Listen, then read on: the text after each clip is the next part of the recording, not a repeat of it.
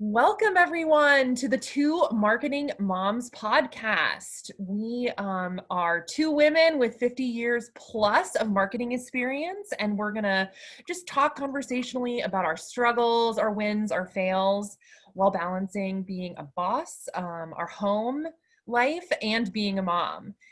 So today's episode is episode 2, and we're going to continue that conversation from our first podcast where we talked about our careers and make the leap into when life, really started to change and we started our families and became moms, because we know that whether you're a mom now, or you were a mom, and your kids are grown and out of the house, or even if you're someone that is thinking about this in the near or far future, there's so many things to unpack about There is, how yeah. it's going to affect your career, your life trajectory. So I'm Julia McDowell, and I'm here with Kelly Callahan Pell.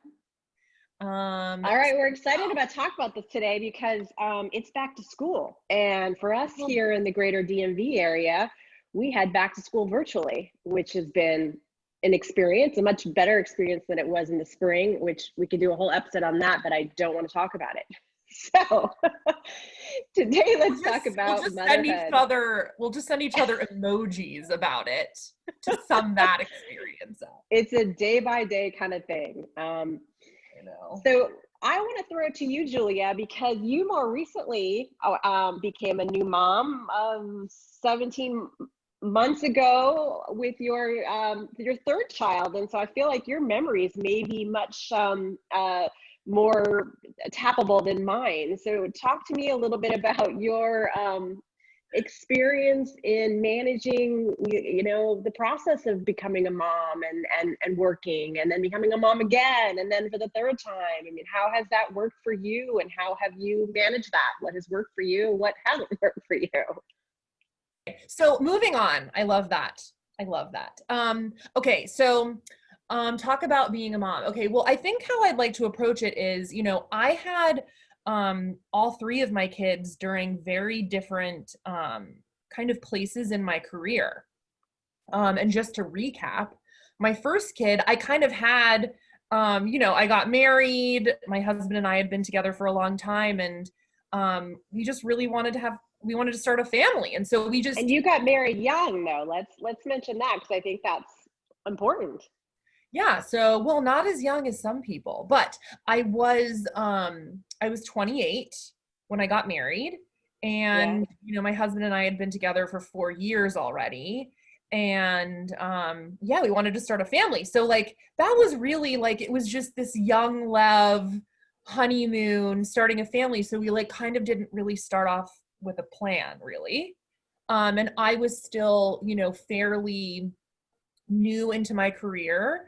My boss at the time really believed in, putting in your years of work and working up the ladder. Sure. But then my second child came quickly after my second one, and it was also during a weird How much in between? they're 19 months apart. Awesome. Yeah. Similar to you, right? 16 months apart. Yeah. Yeah, so the craziness of that, right? Yeah. But it came at a time during, kind of the recession of 2011, 2012 time period. And so we had layoffs at where I was working. And it was a weird time. And while I was having a child, I was also kind of working up in the ranks too, in terms of taking on more responsibility. And anyways, we can get into that later. And then my third child, we tried for a long time, and he or she never arrived. And then poof, it just hit me unexpectedly. And at the same time where I was deciding to venture out on my own and create my own new thing. So that was like a whole new, box of chocolates to deal with at that time, So like when I think about it, like my approach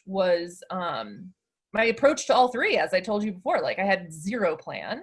And all of my kids kind of arrived at different places in my career. So there were definitely different challenges. And I can honestly say, like, at the time, like, I didn't say, oh, well, what did I do last time? Just because every kind of situation was different. I don't know. It's probably you feel the same way. I mean, tell me, okay, so you Absolutely. have 3 kids too, and tell me the Yes. ages. We have 6 between us. I have all boys.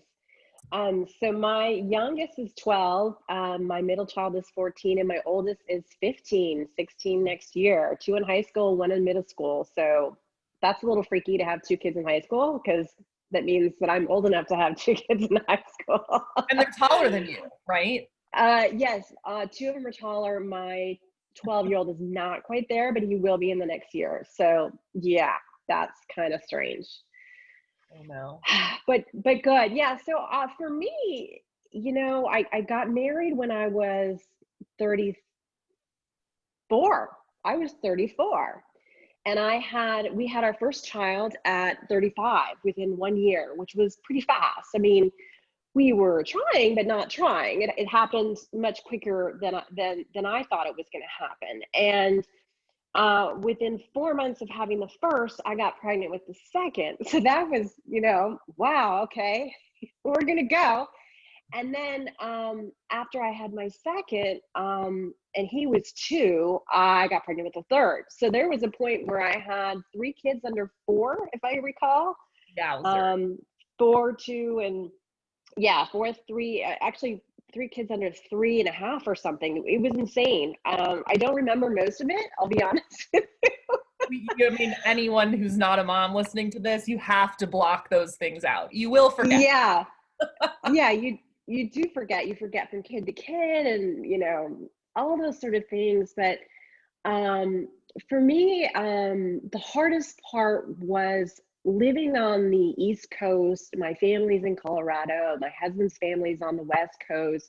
We didn't have a support system, and that was hard. So I had to try and find my tribe, find my people that were going to help support our family. And your tribe can be many different things. It's your tribe, your village, whatever you want to call it. It takes a Yeah. village, is Hillary Clinton's book. So for me, I had a very supportive mother-in-law who was willing to come 3 to 4 times a year and stay for a month at a time, and she was really helpful with all 3 kids. But in order to get back in the workforce, I had a good amount of time. I had at least 10 years under my belt. And so I was in a place in my career where I could actually step back and do freelance work and not have to work full time. So I freelanced, and I worked, when my kids were super young, I worked at a nonprofit, the National Council on Aging. And I was really super lucky because I found this wonderful boss who was a grandmother, and she had daughters that were younger than me, but also they had children. And so she was a grandmother. And she had this entire network of women who were all moms that she tapped into because she understood how difficult it was for her daughters to work and have children. And so what I would do is I would deal with the kids during the day, and at night, after 8 o'clock at night, when I put the kids to bed, I would work from 8 till midnight, and I would write a marketing plan, etc. And then I would pass that work off to a web developer, for example, or a writer. And she had a whole network of women who were all working that same time period between 8 p.m. and midnight. And so we all kind of worked together and collaborated. So, but by the time she got in the morning, all her work was done. Didn't matter that it wasn't done between 9 and 5. It just got done. And I loved, and Donna Mason Phillips Donna Phillips Mason is my wonderful mentor that I really appreciate for doing that for me. And I'll never forget her for that. And it really gave me the idea where I think it's something that there should be a network of women out there, because most women that I know who aren't working or are new moms, they want to work in some way, shape, or form. Yeah. But they don't know how, because to go to a traditional, time punch clock type job is difficult when you have young children, because you have to pay for childcare, and it is extremely expensive, which is another topic that we can get into. So how did you handle that with childcare? Well, so I feel like your situation in the DC area is really typical, right? I'm kind of one of the weirdos that kind of grew up in this area. And so my husband and my family both live here still. So we Oh. have a supportive network of family. Unfortunately, when my oldest two were born, our parents were still working full time. And so they Oh. couldn't really offer a lot of support. And to be honest, again, I also find this interesting. Like, I really resisted finding my village because one, I didn't really know where to look. And two, I was afraid of being vulnerable and talking about my struggles, especially with my first two when they were first born. Like, I had kids that basically never slept for their first years of life, all of my kids. And so I was like a walking zombie. So, for my situation, with my first two kids, it was so much easier that I was younger, and I didn't have the level of responsibility that you probably had, when you started having kids, a few years later than I did. And so that kind of helped mitigate like my wandering lostness, um, of what I was doing. But my kids went into daycare, and I started working. I got like 8 weeks of maternity leave, and then I took a month off of unpaid so that I could make it to 12 weeks. And then my kids went to daycare, and we got into this groove for many years, of them going to daycare, with preschool or whatever. And yeah, and then by the third, obviously everything had changed, and things are so different. But okay, I wanted to say, like, let's talk about that for a second, like the village thing, because like you clearly got that concept, and I clearly resisted it and didn't ever really find it. It's only in like the last couple years that I've been able to figure out like what are those specific networks that I need to go in, like the workout network where I support my mind and my health and my fitness, right? And then there's the neighborhood network of the moms that know all the crap about school that I have no idea about. And then there's also the circle of moms within work that support each Yeah. other. And like I'm in those now, but when I had my first two kids, I really wasn't. And so, when you say you were in a position where you could, leave and freelance and have that opportunity to have those type of that type of work, I was not in that place. If I had Mm. left work at that time, I really would have been lost there too. I didn't Yeah. truly understand the value of the network at that time. I Yeah. wasn't, I mean, I think I am a relationship builder type of person, but I think I was just maybe too young to focus on it. Um, so I don't know. I just wanted your reaction about that. Like, do you feel Well, like I'm maybe on the because right? you had your family, and so it was probably who lived near you. So it was probably hard for you to think outside of that. I didn't have a Yeah. choice because my family wasn't here, unless I, begged them to come. So I'll be honest. I looked at childcare, I looked at daycare, I had a nanny for a period of time. Once you have two kids, the cost is the same to have a full-time nanny versus daycare. Once you have Yeah. three, all bets are off. And so we ended up getting an au pair, and I've been through the au pair system, and I'm a big fan. I'm converted. But the au pair lives with you.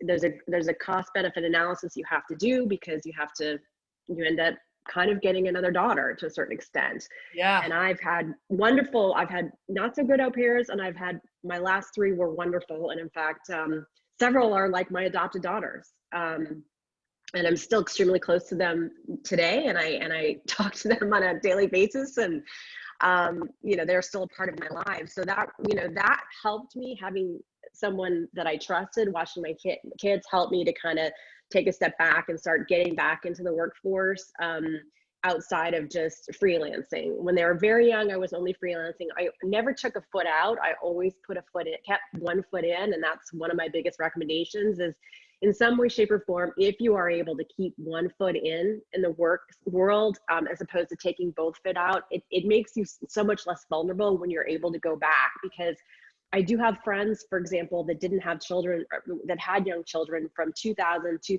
2010. They missed the internet revolution. They didn't know social media. They had none of that background and information. And that's, a lot of time period to be out of work. So if you don't have to, having one foot in, even with freelance projects, to me is really important. But the network for me really started with DC Urban Moms, which is an online network of any sort of questions that I could possibly have, wanting to get supplies, where to get this, where to get a sitter, where to post a job, all that stuff. I use that online resource. And this was like before Facebook and Facebook. Yes. Right? Yes. Yes, that's back in 2005 and 2006, before the iPhone even. I think the iPhone came out, was it 2006? I don't remember. And all I know is I didn't have any cell phone pictures of my kids. That's how long ago it was when I had kids. But the biggest benefit was Montessori school. I took my children, we sent our children to Montessori school starting at age 2.5 to 5. All three went. And they had a wonderful teacher at Montessori school, and this group of moms that I still talk to today. And the kids kind of grew up together. They went to Montessori, then they went to elementary and then junior high. And we moved from DC to Bethesda. So the kids are friends with some of those kids, but those moms I'm still close with from back then. So the moms groups are really important, and you make those friends for life. It's kind of like the jobs that you get in your 20s.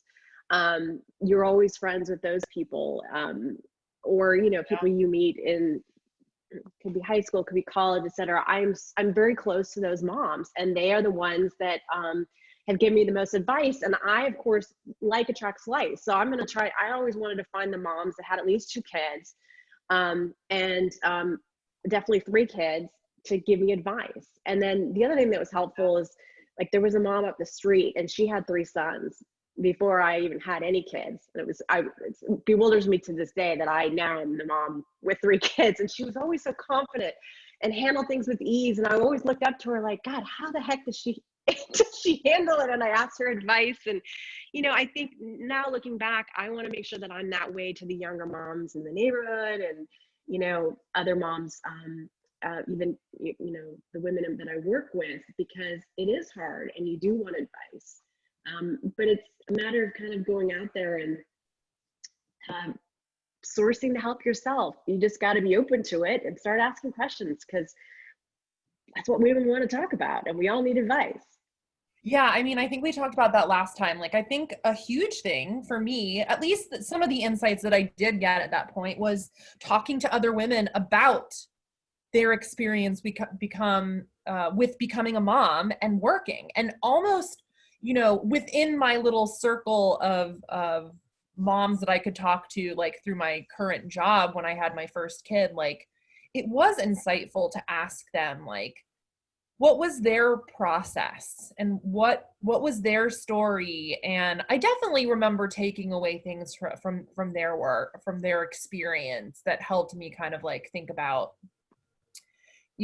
just plant seeds, because I wasn't really in the mindset of like, oh, I'm going to take this advice, but it definitely did plant seeds. And, when I came back from maternity leave, I remember a client gave me some wonderful, amazing advice about, to help me dampen my anxiety of the change of leaving this newborn child and coming back to work and prioritizing work maybe more than my child during the day, and the guilt and the all of those emotions, right? And as my kids got older, her advice was really spot on. She had said to me that day, by my first day back, she said, they're well taken care of and they're happy and you're able to work, and they will never remember that.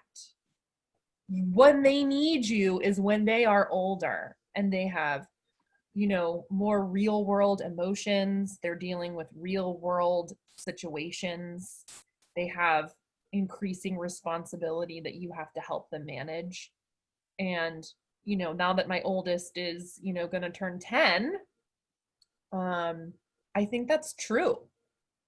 They definitely, Absolutely. I'm changing less diapers, but which is a true time suck, but I'm helping them with other things that are, they need me much more than they did when they were little.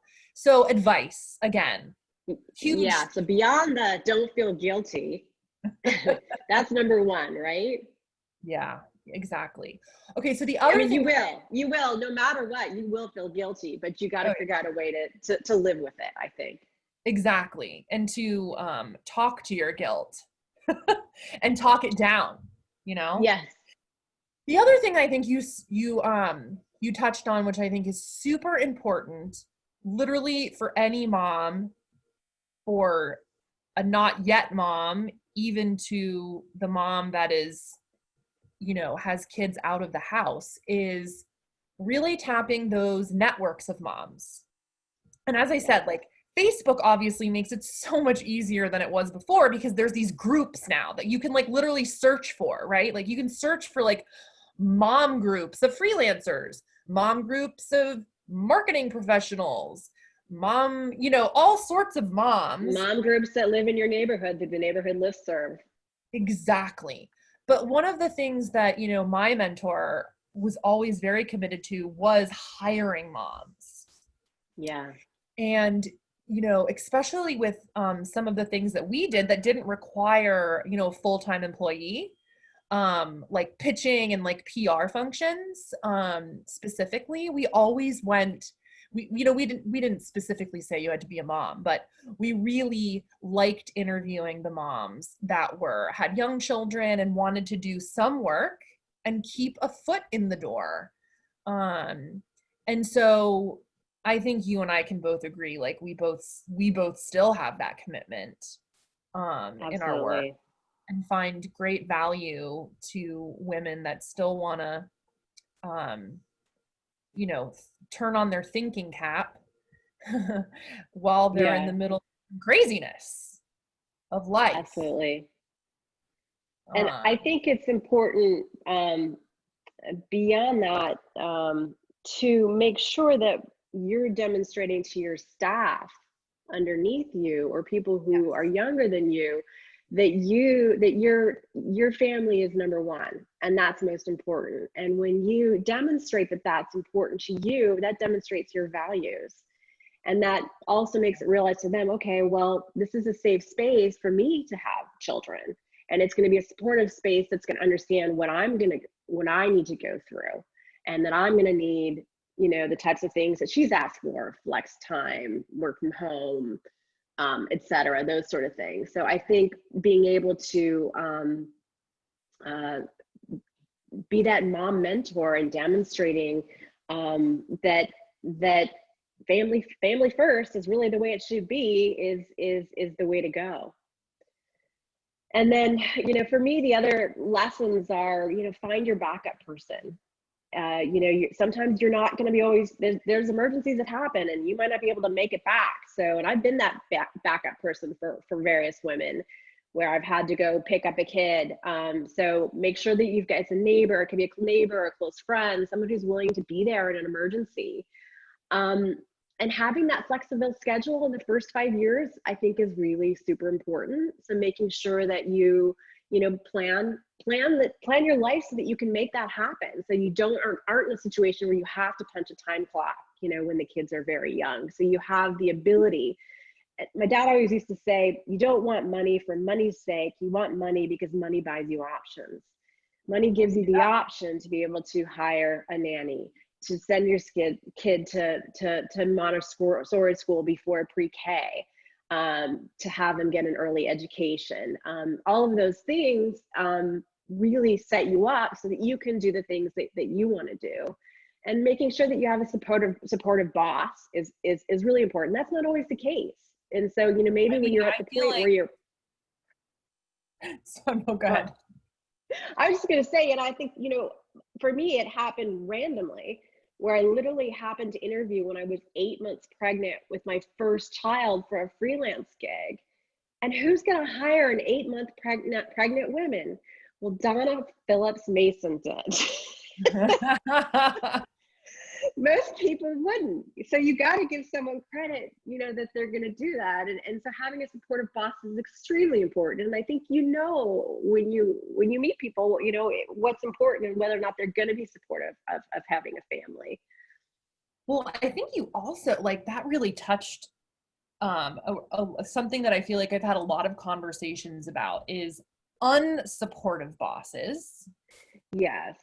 And I feel like a lot of the moms or a lot of the women that are listening to right now, probably, at least half of them feel like they have an unsupportive boss, of a work-life balance, or, a lot of women who work in male-dominated fields, Yes.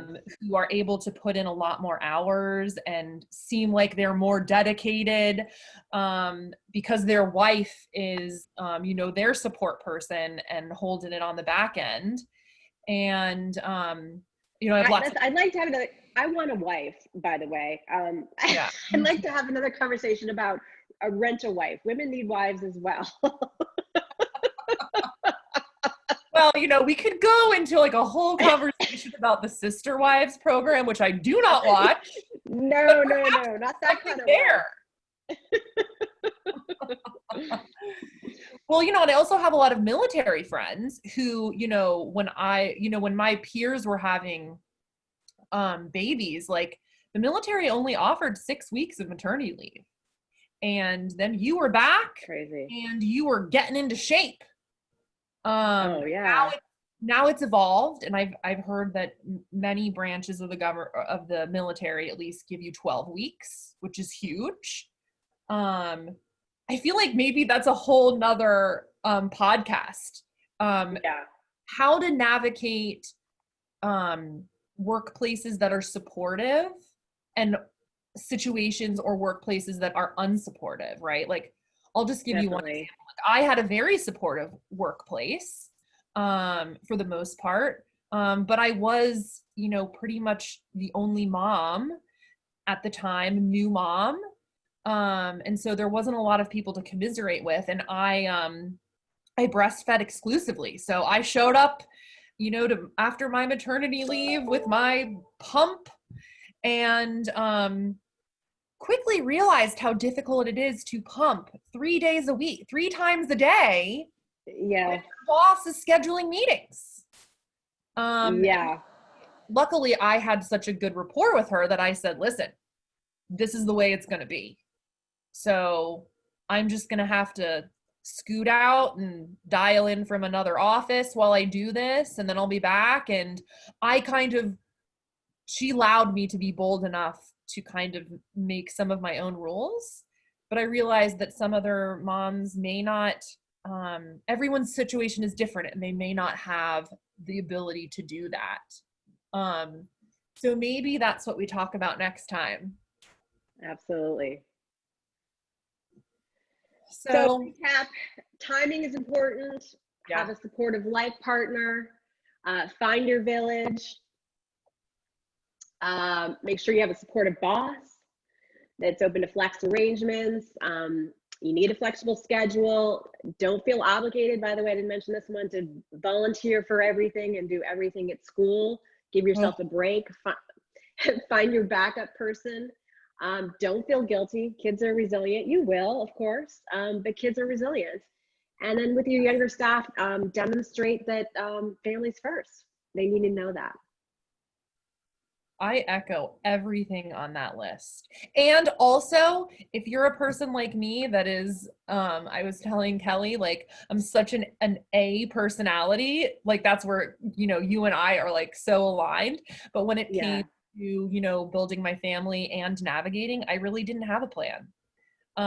So for those that may not have a plan, some of this advice, take it and think about it, because there are a couple things that you probably can pull out. And, if you're resisting a plan, at least think about things, and maybe implement a couple of them might be really helpful. Wonderful. All right. Well, next time we're going to talk about work. More work and more work. And All more right. life, because there's always life. Absolutely. All right, well, we're signing off. Take care. See you next time. Bye.